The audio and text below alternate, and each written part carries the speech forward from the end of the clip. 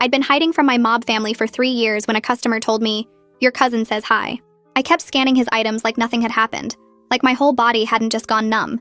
The customer was already walking away, just a guy in a baseball cap buying a soda. But those words changed everything. Nobody here knew I had a cousin. Here I was Stella, and Stella didn't have family. But before that, I was Isabella Torino, who had dozens of cousins. Cousins who were out for blood ever since I testified against them. I forced myself to keep working, bagging groceries for the next customer, an elderly woman buying cat food. But my mind was racing through escape routes and contingency plans I'd made 3 years ago. They'd found me in this tiny Nebraska town where I'd been stupid enough to think I was safe. My manager Greg walked by and asked if I was feeling okay because apparently I'd been standing there holding a can of soup for 30 seconds without moving. I mumbled something about not enough sleep and continued scanning, but every beep of the register sounded like a countdown to something terrible. 4 more hours left on my shift and I couldn't leave early without raising questions I didn't want to answer. Every customer who came through my line could be watching me, reporting back to the family about my blonde hair and name tag that said Stella. The man buying a single bottle of water who paid with 100. The woman who kept staring while I counted her change.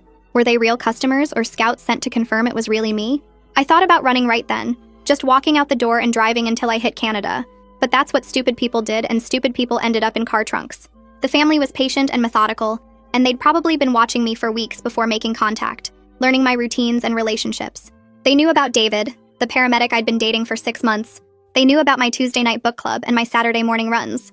My hands shook as I handled money and I kept dropping things. Coins scattering across the floor, a jar of sauce shattering in aisle 3. Greg asked if I needed to go home sick, but I said no, because running would make it worse. They knew where I worked now, probably knew where I lived, and panicking would only make me easier to catch. A man came through my line buying zip ties, plastic sheeting, and bleach. And normally that combination would just be someone doing home repairs, but today it made my stomach turn.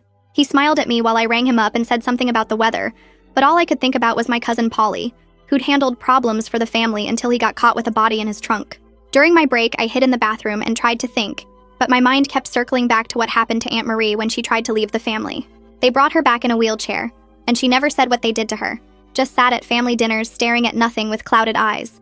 That was 20 years ago, and she still couldn't walk, still couldn't speak above a whisper. I splashed cold water on my face and stared at myself in the mirror, at this stranger with badly bleached hair and dark roots showing through. 3 years I'd been Stella. 3 years of lying to everyone about where I came from and why I had no family photos. 3 years of building something normal and quiet and safe, and it was all crumbling because I'd been stupid enough to use my mother's birthday when I created my new identity. 3 more hours of scanning and bagging while pretending my life wasn't collapsing. A customer complained I'd double-charged them, and I had to call Greg over to void the transaction, while my face burned with embarrassment and fear.